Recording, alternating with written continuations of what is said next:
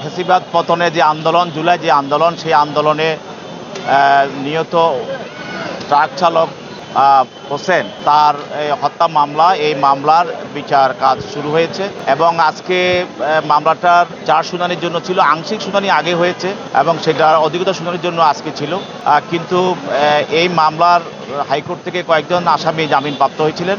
তারা অন্য মামলায় আবার গ্রেপ্তার হওয়ার কারণে আসামি পক্ষে এই মামলা তাদেরকে আবার গ্রেপ্তার দেখানোর জন্য এবং তাদেরকে পিডব্লিউ বলে আদালতে উপস্থিত করার জন্য তাদেরকে দরখাস্ত দাখিল করেছিলেন। তো সেই জন্য যেহেতু এই মামলার আসামিরা অন্য মামলা গ্রেপ্তার হয়েছিল, তাদেরকে আগামী তারিখে শুনানির দিন অবশ্যই হাজির করতে হবে। সেই মর্মে যেহেতু আজকে তারা হাজির হতে পারে নাই, কোর্টের আদেশ ছিল না, তাদের কোর্টকে আসামি পক্ষে আগে ইনফর্ম করে নাই, যেহেতু আজকে ইনফর্ম করেছে, সেই জন্য কোর্ট তাদেরকে আগামী তারিখে হাজির করার জন্য নির্দেশ দিয়েছেন এবং আগামী 1-9 তারিখে মামলাটির 4 শুনানি সম্পূর্ণ করার জন্য দিন ধার্য করেছেন।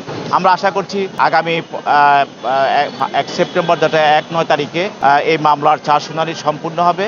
এই মামলার আসামি শেখ হাসিনা এবং ওবায়দুল কাদের এবং জুনায়েদ আহমেদ পলেক সহ প্রায় 34 জন আসামি এই মামলার তারা এজাহারভুক্ত আসামি এবং তাদেরকে চার্জশিট দেওয়া হয়েছে এবং এদের বিরুদ্ধেই এই মামলার বিচার কার্যক্রম চলবে। আমরা আশা করছি যে আগামী 1-9 তারিখে যে 4 শুনানি দিন ধার্য আছে, ওই দিন 4 শুনানি সম্পূর্ণ হবে।